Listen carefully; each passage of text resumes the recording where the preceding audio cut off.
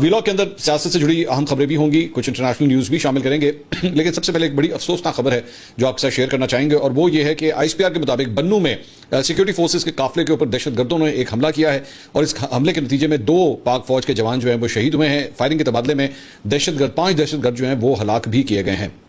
خود کش حملہ آور کو روکنے کے اوپر جو ہے وہ دہشت گردوں نے بارود سے بھری گاڑی جو ہے وہ جو جوان تھے ان کی گاڑی کے ساتھ ٹکرائی, اور اس کے اندر شہید ہونے والوں میں لیفٹیننٹ کرنل شہزادہ گلفراز اور سپاہی کرامت شاہ جو ہیں وہ شامل ہیں. لیفٹیننٹ کرنل شہزادہ گلفراز کا تعلق مانسیرا سے اور سپاہی کرامت کا تعلق جو ہے وہ پشاور سے بتایا جاتا ہے. ISPR کا کہنا ہے کہ بزرگانہ حملے کے ماسٹر مائنڈز اور صورت کاروں سے عبرتناک انتقام جو ہے وہ لیا جائے گا. دہشت گردی کے خاتمے تک آپریشنز قوت کے ساتھ جو ہے وہ جاری رہیں گے. تو جب اس قسم کی سٹوریز آتی ہیں تو ذہن میں ایک خیال ضرور آتا ہے کہ ان لوگوں سے مذاکرات کرنا چاہتے ہیں آپ, ان لوگوں سے بات چیت کرنا چاہتے ہیں آپ, جو آپ کے جوانوں کو, آپ کے آفیسرز کو جو ہے وہ اس طرح ٹارگٹ کرتے ہیں اور بارود سے بھری گاڑیاں جو ہیں ان کی گاڑیوں کے ساتھ جا کے ٹکراتے ہیں, اور اس طرح ان شہادتوں کے بعد بھی آپ ان لوگوں سے بات کرنا چاہتے ہیں. تو بڑی حیرانی ہوتی ہے ان افراد کے اوپر جو بار بار اس چیز کو جو ہے وہ ریکمینڈ کرتے ہیں کہ جناب ان سے مذاکرات کیے جائیں, ان سے جا کے بات چیت کی جائے, جو اس قسم کی دہشت گردی کرتے ہیں. اس کے علاوہ CTD خیبر پختونخوا میں DI خان میں جناب کارروائی کرتے ہوئے دہشت گردی کا ایک منصوبہ جو ہے ناکام بنایا ہے. CTD کے مطابق DI خان کے شیخ یوسف خیمہ بستی سے خاتون خودکش حملہ آور کو گرفتار کیا گیا. مبینہ خودکش حملہ آور اور خاتون کا تعلق وزیرستان سے بتایا جا رہا ہے. گرفتار خودکش حملہ آور دہشت گرد شاہ ولی اور طارق کوچی کی دست راست بتائی جاتی ہے. خودکش حملہ آور خاتون نے اعتراف کیا ہے کہ خارجی طارق کوچی سے تربیت حاصل کی. خودکش حملے کے لیے سامان اور ٹارگٹ کمانڈر عاصم نے جو ہے وہ فراہم کیا. CTD کے مطابق گرفتار خاتون خودکش حملہ آور سے 30 بور پستول, کارتوس, موبائل فونز, ٹیبلٹ اور حملے میں استعمال ہونے والا سامان بھی جو ہے وہ برآمد کیا گیا ہے. گرفتار خاتون کے موبائل فون سے کلعدم تحریک سے رابطے اور خودکش حملے کے لیے رضامندی جیسی معلومات بھی جو ہیں وہ حاصل ہوئی ہیں. اس کے علاوہ میں نہیں جانتا آپ کی ویڈیو اس پر کب دیکھ رہے ہیں, لیکن پاکستان سپر 8 میں اپنا پہلا میچ آج پاکستان جو ہے وہ نیوزی لینڈ کے خلاف کھیل رہا ہے, اور امکان ظاہر کیا جا رہا ہے کہ قومی ٹیم کے اندر جو ہے 2 تبدیلیاں ہوں گی. فخر زمان اور ابرار احمد کو جو ہے ہو سکتا ہے کہ پلینگ 11 کے اندر جو ہے وہ شامل کیا جائے, لیکن آبویسلی میں اس کے بارے میں ابھی حتمی طور پہ جو ہے وہ میں کچھ نہیں کہہ سکتا. اس کے علاوہ ایک اور خبر جو ہے جی اس کے مطابق بحریہ ٹاؤن کے حوالے سے خبر سامنے آئی ہے, اور اس میں خبر یہ ہے کہ فیڈرل بورڈ آف ریونیو نے 5 مارچ 2026 کو تحصیل مری میں بحریہ ٹاؤن کی ملکتی 527 کنال اراضی جو ہے نیلام کرنے کا فیصلہ کر لیا. یہ نیلامی جو ہے وہ 5 مارچ کو ہونے جا رہی ہے. اس نیلامی کا مقصد 26 ارب روپے کے غیر ادا شدہ ٹیکسوں کی وصولی ہے جو بحریہ ٹاؤن کے ذمہ واجب الادا ہیں. یہ دوسری تاریخ ہے جو FBR نے نیلامی کے لیے دی ہے. اصل میں نیلامی جو ہے وہ 16 فروری کو ہونی تھی, لیکن FBR نے اسے 5 مارچ تک ری اسکیجول کیا, اور یہ اسلام آباد میں لارج ٹیکس پیئرز آفس میں جو ہے وہ ہوگی. عام بات یہ ہے کہ ٹیکس کی وصولی کی یہ کارروائی ملیر کراچی میں بحریہ ٹاؤن کی زمین کے حصول سے متعلق 460 ارب روپے کی تاریخی تصفیہ کیس کے سے مکمل طور پر الگ ہے. مطلب یہ جو پیسوں کی کلیکشن ہے اس کا اس سے کوئی تعلق نہیں ہے, وہ جو کراچی کا بڑا مشہور ملک ریاض صاحب کا ایک کیس تھا. گزشتہ بجٹ میں FBR کو دیے گئے اختیارات کے تحت ریونیو اتھارٹی نادہندگان کی جائیداد ضبط اور نیلام اب کر سکتی ہے, اور FBR کو دیے گئے اختیارات FBR نے حال ہی میں اسلام آباد کے پاک روڈ پر واقع بحریہ ٹاؤن کے کارپوریٹ آفس کو 2 ارب روپے سے زائد میں نیلام کیا تھا, جس میں ملک ریاض کے 190 ملین پاؤنڈ کا معاملہ طے پایا تھا. اسے ڈیجیٹل ٹیلی ویژن چینل آزاد TV کے مالک مصور عباسی نے 2.5 بلین روپے میں حاصل کیا تھا, جن کا خود بھی اسلام آباد کے مضافات میں ایک ریل اسٹیٹ پروجیکٹ ہے.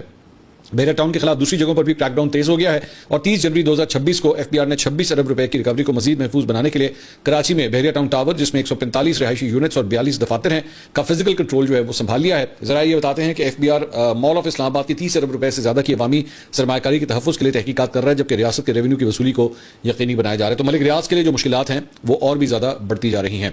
اس کے علاوہ جناب خیبر پختونخوا حکومت نے صوبے کے مختلف اضلاع میں انڈس ریور اور دریائے کابل کے کناروں پر غیر قانونی کانکنی اور پلیسر گولڈ نکالنے پر دفعہ 144 کے تحت جو ہے وہ پابندی عائد کر دی ہے. دیر آئے, بہت دیر آئے, لیکن شاید اب درست آئے.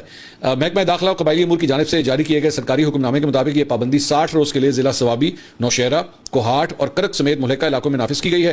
رپورٹس کے مطابق دریاؤں کے کناروں پر جاری غیر قانونی کانکنی سے ماحول کو شدید نقصان پہنچ رہا تھا, پانی آلودہ ہو رہا تھا, قدرتی مناظر تباہ ہو رہے تھے, اور مقامی آبادی کی صحت اور سلامتی کو خطرات جو ہیں وہ لاحق ہیں. اچھا, یہ جو چیز بتائی جا رہی ہے یہ کوئی ریسنٹلی سٹارٹ نہیں ہوئی, کئی سالوں سے چل رہی تھی, لیکن اب جا کے جو ہے شکر ہے کہ کوئی نہ کوئی اقدام ہوا ہے. کتنا امپلیمنٹ ہوتا ہے, کتنی دیر کے لیے ہوتا ہے, دیکھتے ہیں کہ اس میں کیا صورتحال بنتی ہے. یہ خدشہ ظاہر کیا گیا ہے کہ ایسی غیر قانونی سرگرمیاں امن و امان کی خرابی, مقامی گروہوں کے درمیان تنازعات, غیر قانونی طور پر نکالے گئے مواد کی ترسیل اور کھدائی میں استعمال ہونے والے ایندھن کی اسمگلنگ کا سبب بھی جو ہے وہ بن سکتی ہے. حکام کے مطابق بعض منظم گروہ جو ہے مالی وسائل رکھتے ہیں اور کارروائی کے دوران مزاحمت بھی کر سکتے ہیں, جس سے عوام اور قانون نافذ کرنے والے اہلکاروں کی جان کو خطرہ بھی ہو سکتا ہے. اس کے علاوہ جناب اسلام آباد کی مقامی عدالت نے ریاستی اداروں پر گمراہ کن الزامات اور ساکھ متاثر کرنے کے کیس میں وزیر اعلیٰ خیبر پختونخوا سہیل آفریدی کو گرفتار کر کے پیش کرنے کا حکم دیا ہے. ڈسٹرکٹ سیشن کورٹ اسلام آباد نے ریاستی اداروں پر گمراہ کن الزامات اور ساکھ متاثر کرنے کے کیس میں عدم حاضری کے اوپر جو ہے سہیل آفریدی کے وارنٹ گرفتاری جو ہے وہ برقرار رکھے ہیں. عدالت نے اس کیس میں سہیل آفریدی کو گرفتار کر کے پیش کرنے کا حکم دیا اور کیس کی مزید سماعت جو ہے وہ 9 مارچ تک ملتوی کر دی ہے. اچھا انٹرسٹنگ بات یہ ہے کہ سہیل آفریدی صاحب خود اسلام آباد کے اندر ہی تھے پچھلے 1-2 ہفتے کے اندر, مطلب انہوں نے دھرنا وغیرہ بھی دیا ہوا تھا, احتجاج بھی وہ کر رہے تھے, لیکن کوئی گرفتاری وغیرہ جو ہے وہ اس وقت عمل میں نہیں آئی تھی. اس کے علاوہ ڈسٹرکٹ اینڈ سیشن کورٹ اسلام آباد میں جو سابق وزیر اعلیٰ خیبر پختونخوا ہیں علی امین گنڈاپور, ان کے خلاف آڈیو لیک کیس کی سماعت ہوئی. گنڈاپور صاحب جو ہیں ضلعی کچہری میں پیش ہوئے اور وہاں پہ انہوں نے سرنڈر کیا. ایڈیشنل ڈسٹرکٹ اینڈ سیشن جج نصر من اللہ بلوچ نے کیس کی سماعت کی. عدالت نے آڈیو لیک کیس میں علی امین گنڈاپور اور شریک ملزم اسد فاروق خان پر فرد جرم عائد کر دی. عدالت نے گنڈاپور کے وارنٹ گرفتاری معطل کرتے ہوئے ان کے خلاف اشتہاری کی کارروائی بھی جو ہے اسے روک دیا گیا. عدالت نے پوچھا کہ آپ تو عدالت پیش نہیں ہوتے رہے, جس پر گنڈاپور نے موقف اختیار کیا کہ سیکورٹی صورتحال, کرفیو اور راستوں کی بندش کے باعث میں پیش نہیں ہو سکا. انہوں نے کہا کہ وہ کال پر صرف لائسنس کے بارے میں پوچھ رہے تھے اور چھاپوں کے دوران ان کے موبائل بھی لے لیے گئے تھے. جج صاحب نے ریمارکس دیے کہ صرف پروسیکیوشن کے کہنے پر سزا نہیں ہو سکتی, کیس طویل عرصے سے زیر سماعت ہے. وکیل صفائی نے وارنٹ منسوخ کرنے کی استدعا کی, جسے عدالت نے بعد میں منظور کر لیا. اس کے علاوہ گنڈاپور صاحب نے جناب میڈیا سے بھی گفتگو کی ہے اور کچھ اقرار کیے ہیں. انہوں نے ریالٹی چیک میرے خیال میں انہوں نے دیا ہے. انہوں نے کہا مقبولیت کے باوجود ہم عمران خان کو جیل سے نہیں نکال پا رہے, ہماری نیت ٹھیک نہیں یا استعمال ہو رہے ہیں. اگر ہمارے اندرونی معاملات ٹھیک ہوتے تو عمران خان جیل میں نہ ہوتے. ملک میں قانون اور آئین نہ ہونے کے ساتھ ہماری غلطیاں بھی ہیں. مقبولیت اور سپورٹ کے باوجود ہم عمران خان کو جیل سے نکالنے میں بار بار ناکام ہو رہے ہیں. ہماری نادانی ہے, نیت ٹھیک نہیں ہے, یا پھر ہم استعمال ہو رہے ہیں.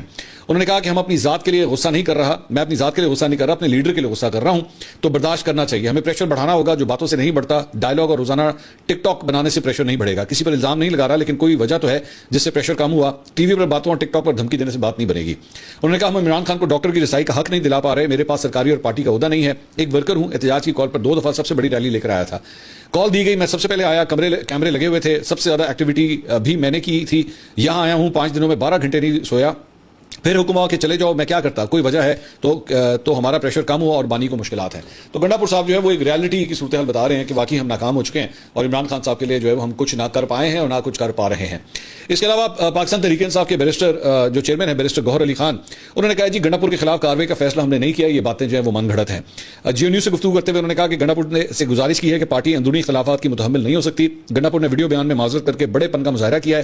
انہوں نے یہ بھی کہا کہ ہماری ترجیح صرف عمران خان کی رہائی ہونی چاہیے. اچھا انٹرسٹنگ بات یہ ہے کہ یہاں پہ بیرسٹر گوہر یہ کہہ رہے ہیں کہ جناب ان کے خلاف کارروائی نہیں ہوگی, جبکہ پچھلے دنوں سلمان اکرم راجہ نے جو ہے وہ یہ بیان دیا تھا کہ جناب لوگوں کو اپنی زبان جو ہے وہ سنبھال کے رکھنی پڑے گی, اس طرح سلسلہ جو ہے وہ نہیں چلے گا. تو آپ صرف اسی سے اندازہ لگا لیجیے کہ پارٹی کا سیکرٹری جنرل کہیں چل رہا ہے, پارٹی کا چیئرمین جو ہے وہ کہیں چل رہا ہے, پارٹی کا بانی چیئرمین جو ہے وہ اندر ہی بیٹھا ہوا ہے. تو یہ بالکل یہی صورتحال ہے. اب آپ ان سے کیا ایکسپیکٹ کر سکتے ہیں, یہ آپ کے سامنے ہی ہے. سو ایک لیڈر لیس جو ہے وہ یہ پارٹی اس وقت آپریٹ کر رہی ہے جس کا کوئی سر پیر نہیں ہے. اب وہ گنڈاپور صاحب یہ جو کہہ رہے ہیں کہ جناب یا تو ہم استعمال ہو گئے ہیں یا کوئی جان بوجھ کے جو ہے سب کچھ کر رہا ہے, یہ بیسکلی اسی طرح ہی ہوتا ہے جب آپ ون مین شو ہوتا ہے نا, اور جب آپ basically 2nd tier 3rd tier 4th tier آپ نہیں بناتے پارٹی کے اندر, تو پھر یہی چیزیں ہوتی ہیں.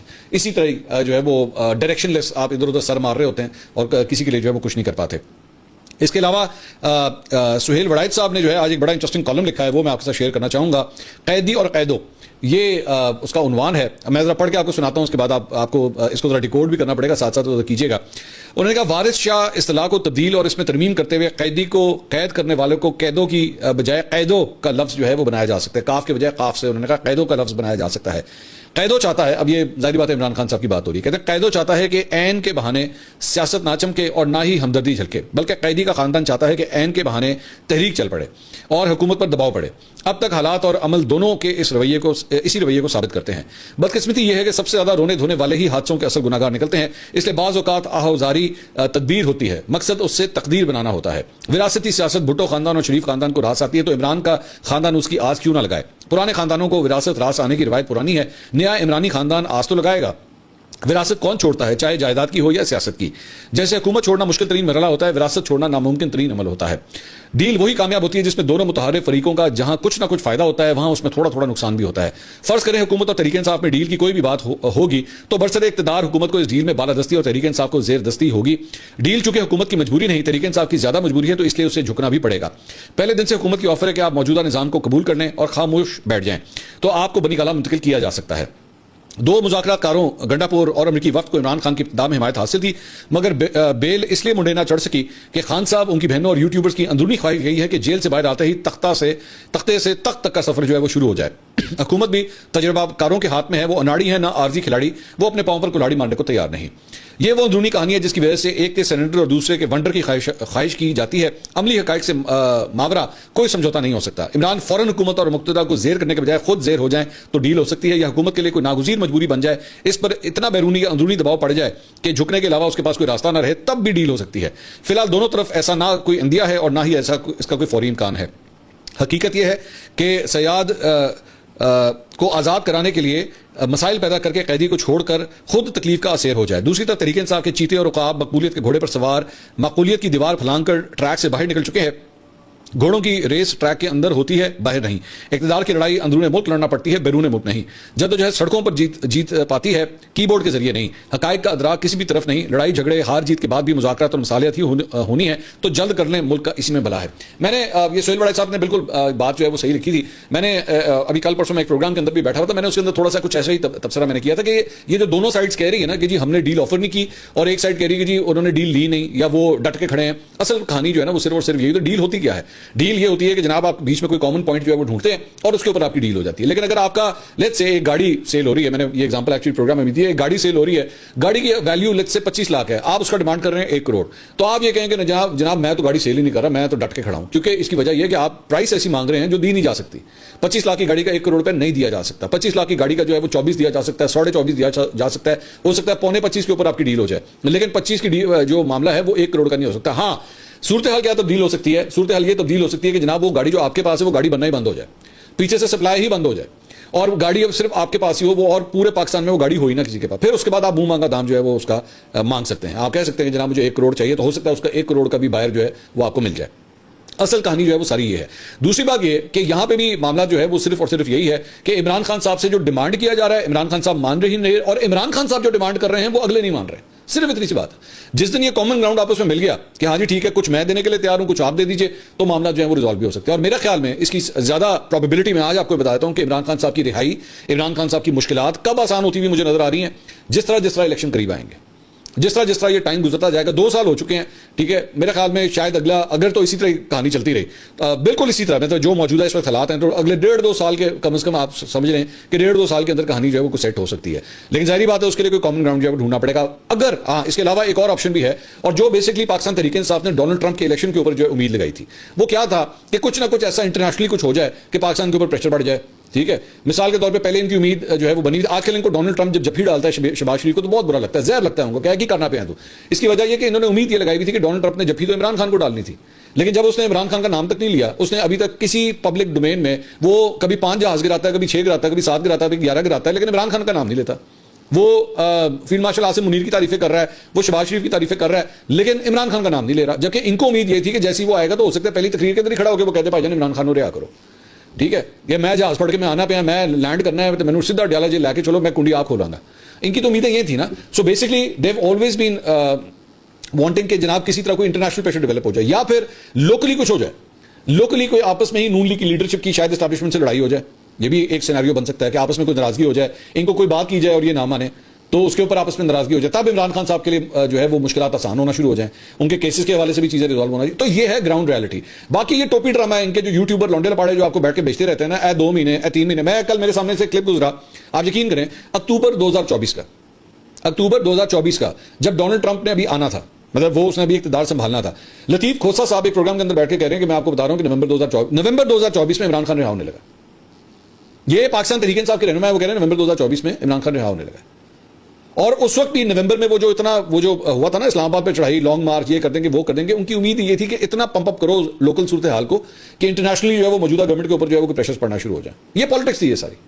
सो बाकी सारा टोपी ड्रामा है, बाकी ये सारे रंगबाजियां आपके साथ करते रहेंगे, डॉलर बनाते रहेंगे, व्यूज लेते हासिल कर रहे हैं, आन लगा जे बस 15 दिन की गेम हो रहा है, 25 दिन की गेम हो रहा है, महीने की गेम हो रहा है, रमजान के बाद देखना, छोटी ईद आ जाएगी, छोटी ईद गुजर जाएगी, उसके बाद कहेंगे बड़ी ईद पे देखना, जब बड़ी ईद आगे गुजर जाएगी फिर वो कहेंगे गर्मियां गुजर जाए फिर देखना, फिर बारिशें आएंगे, वो कहेंगे बारिशों का महीना अभी हम एहतजाज कर नहीं सकते, बारिशों के बाद देखना, जब बारिशें खत्म होंगी कहीं भाईजान सर्दी बहुत ज्यादा हो गई है, ठीक है, सर्दी थोड़ी सी आगे चलना शुरू करेंगे, भाईजान अगला साल आएगा फिर देखना।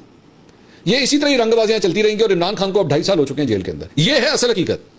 बाकी आपको तमाम टोपी ड्रामे सुनने को मिलेंगे, ए हो गया, ओ हो गया, हमने ये कर दिया, वो कर दिया, यूं नहीं हो रहा, वो नहीं, सब टोपी ड्रामे, सब के सब टोपी ड्रामे।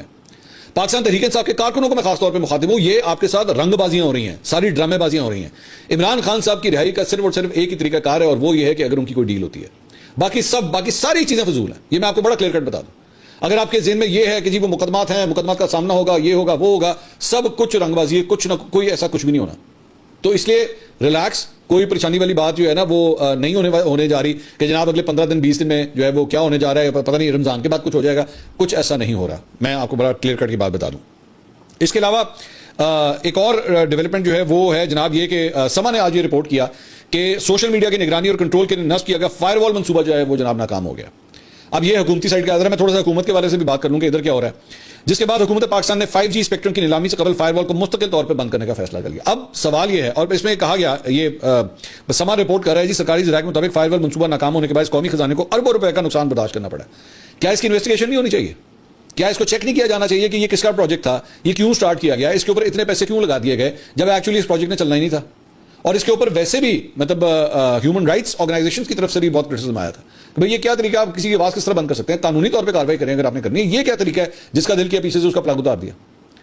اب یہ خبر آ رہی ہے کہ جناب یہ جو ہے وہ یہ پروجیکٹ بھی جو ہے وہ فارغ ہو گیا. اور اس کے اور بھی بڑے ایشوز آئے تھے, انٹرنیٹ کی سپیڈ جو ہے سلو ہونا شروع ہو گئی تھی, سب کچھ ہوا تھا. ایک اور جو حکومت کے لیے ایک پریشان کن خبر ہے, ایکسپریس میں شہباز رانا صاحب کی آج ایک رپورٹ آئی ہے. اس میں خبر یہ ہے کہ پاکستان میں غربت کی شرح بڑھ کر 29% تک پہنچ گئی ہے, 29%, جو گزشتہ 11 سال کی بلند ترین شرح ہے. لوگوں کی آمدن میں عدم مساوات بھی گزشتہ 27 برسوں کی بلند ترین شرح پر ہے. یہ بات سرکاری سروے رپورٹ میں بتائی گئی ہے جو وفاقی وزیر منصوبہ بندی اور ترقی احسن اقبال نے جاری کی ہے. سو ہے بھی حکومتی رپورٹ, اور اس رپورٹ میں کہا گیا ہے گزشتہ 7 سال کے دوران لوگوں کی حقیقی آمدن اور اخراجات میں بڑی تنزلی دیکھی گئی ہے. پاکستان میں اس وقت 7 کروڑ افراد انتہائی غربت کی زندگی گزار رہے ہیں جن کی آمدن صرف 8,484 روپے کی ہے. سال 2018-19 سے 2024-25 کے عرصے کے دوران غربت میں 32% اضافہ ہوا ہے. 2019 میں غربت کی شرح 21.9% تھی جو 2024-25 میں بڑھ کر 28.9% ہو چکی ہے. 2014 کے بعد یہ بلند ترین شرح ہے جب غربت کی شرح 29.5% ریکارڈ کی گئی تھی. سب سے خطرناک صورتحال دولت کے عدم مساوات ہے جو بڑھ کر 32.7% تک پہنچ چکی ہے. اب میرے لیے یہ نمبر کیوں امپورٹنٹ ہے؟ وہ اس لیے امپورٹنٹ ہے کہ پہلی بات تو کہ یہ 7 سال کا ڈیٹا ہے, ٹھیک ہے. اس میں تمام حکومتیں انوالوڈ ہیں, اس میں موجودہ حکومت بھی انوالوڈ ہے, اس میں عمران خان صاحب کی حکومت بھی انوالوڈ ہے کہ یہ 7 سال کے اندر یہ سب کچھ ہوا ہے, اور اس میں یہ سب قصوروار ہے. لیکن میرا سوال موجودہ حکمرانوں سے یہ ہے کہ جب آپ یہ بات کہہ رہے ہوں, جب یہ نمبر میں آپ کے سامنے پڑھ رہا ہوں کہ پاکستان کے اندر غربت کی شرح 29% کے اوپر پہنچی ہوئی ہے, کیا اس کے ہوتے ہوئے آپ افورڈ کر سکتے ہیں کہ 10 ارب روپے کا آپ جہاز خریدیں؟ کیا آپ ایکچولی اتنی لبرٹی لے سکیں کہ جناب آپ ایک 10 ارب روپے کا جہاز رکھیں اپنے پاس؟ کیا وہ جہاز اتنا ضروری تھا؟ اب میں جب ان دونوں خبروں کو آپس میں کمپیئر کر کے دیکھتا ہوں تو بتائیے کہ بندے کو غصہ چڑھتا ہے کہ نہیں کہ اتنی شاہ خرچیاں. مطلب یہ کام ایک ہیلی کاپٹر میں بھی ہو سکتا تھا. ہیلی کاپٹر نسبتاً بہت چیپر ہوتا ہے, موبلٹی اس کی زیادہ آسان ہوتی ہے, آپ اس کے لیے آپ کو ایک صرف لینڈنگ اسپاٹ چاہیے ہوتا ہے, آپ کو رن وے کی ضرورت نہیں ہے, سب کچھ ہو سکتا تھا. تو پھر کیا ضرورت تھی اتنے مہنگے جہاز خریدنے کی؟ اور اس کے علاوہ ابھی یہ جو سرکاری افسران کے لیے جو گاڑیاں الاٹ کی گئیں, ایک 1800, ایک 2800, ایک 4700, کیا ضرورت ہے؟ تو جب غریب آدمی سکرینز کے اوپر آپ کی یہ شاہ خرچیاں دیکھتا ہے, اس کے بعد آپ کے فنکشنز دیکھتا ہے کہ کروڑوں روپے کے فنکشن جو ہیں وہ صرف ایک فیتا کاٹنے کے اوپر ہو رہے ہیں. ایکچولی تو وہ فیتا کٹ رہا ہوتا ہے, وہ فیتا ایکچولی 500 روپے کا ایک ریبن لے کے دروازے کے آگے لگا کے یوں کر کے کینچی کے ساتھ بھی کاٹا جا سکتا ہے, لیکن اس کا جاہو جلال پھر وہ نہیں ہوتا, اس کی وہ ویڈیوز نہیں بنتی, اس کی وہ میڈیا کوریج نہیں ہوتی, اور ظاہری بات ہے پھر اس کی وجہ سے آپ کی جو ہے پبلسٹی نہیں ہوتی. صرف ایک تصویر کھینچ دینا اور دروازے کے آگے ایک ربن, یہ فرق ہوتا ہے نا. کسی بھی پروجیکٹ کا ایک فرق ہوتا ہے. پہلے اگر آپ آج سے 20-25 سال پہلے کسی پل کا افتتاح ہو رہا ہوتا تھا, کسی سڑک کا افتتاح ہو رہا ہوتا تھا, کچھ بھی ہو رہا تھا, ایک لال رنگ کا فیتا لگتا تھا, ایک کینچی سے کٹ یوں کر کے یوں ہوتا تھا, میڈیا سامنے کھڑا ہوتا تھا, تصویریں کھینچتا تھا, کہانی ختم ہو جاتی. اب جاہو جلال کے ساتھ وہ سارے فنکشنز ہوتے ہیں جس کے اندر ایک جم غفیر وہاں پہ بیٹھتا ہے اور پتہ لگتا ہے کہ جناب ہاں جی کچھ کیا ہے, اور وہ لیکن وہ جو کچھ کیا ہوتا ہے نا اسے بہت کچھ جو ہے وہ غریب کا چلا جاتا ہے. وہ سارا پیسہ ادھر بھی لگ سکتا تھا, لیکن اس وقت نہیں سمجھ آئے گی, اس وقت کیونکہ حالات ایسے ہیں اس وقت نہیں سمجھ آئے گی. دوسرا ایک اور خبر لے لیں, پاکستان کے ذمہ بیرونی قرضوں اور واجبات کا حجم جناب 138 ارب ڈالر سے تجاوز کر گیا. ہمارے اوپر 138 ارب ڈالر کا قرضہ چڑھ چکا ہے, 138 بلین ڈالرز. ہم ایک 2 ارب ڈالر کے لیے آئی ایم ایف کی نا ساری باتیں ماننے کے لیے منظور ہیں. قرضہ ہمارے پہ 138 ارب ڈالر کا ہے, جبکہ ان قرضوں پر سود کی ادائیگی میں گزشتہ 3 سال کے دوران 84% تک اضافہ ریکارڈ کیا گیا ہے. 3 سال کے دوران صرف سود کا حجم 1 ارب 91 کروڑ ڈالر سے بڑھ کر 3 ارب 59 کروڑ تک پہنچ چکا ہے. دستاویزات کے مطابق پاکستان کے بیرونی, یہ بھی سامان نے رپورٹ کیا ہے, دستاویزات کے مطابق پاکستان کے بیرونی قرضوں پر سود کی ادائیگی میں 84% اضافہ ہوا ہے. 3 سال میں سود کا حجم بڑھ کر 3.59 ارب ڈالر تک پہنچ گیا ہے. بیرونی قرضوں پر سود 3 سال پہلے تک 1.91 ارب ڈالر تھا. 2022 کے مقابلے میں گزشتہ سال سود کی ادائیگی 1.67 ارب ڈالر بڑھ گئی. یہ سود آئی ایم ایف, عالمی بینک, اے ڈی بی, کمرشل بینکوں کو ادا کیا گیا. پاکستان بیرونی قرضوں پر 8% تک کی شرح سے سودا کر رہا ہے. 8% کے اوپر آپ سودا کر رہے ہیں, لیکن اس کے بعد میں جہاز کے بارے میں بات کروں گا, پھر لوگ کہیں گے. اچھا, مجھے ایک حیرانگی کی بات ایسی میرے ذہن میں آتی ہے کہ جہاز کا اتنا شوق کیوں ہے؟ اس سے پہلے بھی آپ کو یاد ہوگا ایک جاپان کا ٹور ہوا تھا، وہ بھی جناب اس میں بھی جاہو جلال کے ساتھ جو ہے وہ جہاز کا استعمال ہوا تھا. یہ جہاز کی اتنی فینٹیسی کیا ہے؟ کچھ سستے شوق پال لیں، تھوڑے سے سستے شوق بھی ہو سکتے ہیں کہ میں نئی گڈی لینی ہے. میں اب وہ بات یہ کہ کروڑ 1.5 2 کروڑ کی گاڑی تو ویسی ہضم نہیں ہوتی نا، اس کا کیا مزہ آنا ہے. مسئلہ بھی تو یہ ہے. اگلی ویڈیو میں آپ سے دوبارہ ملاقات ہوگی. اللہ حافظ.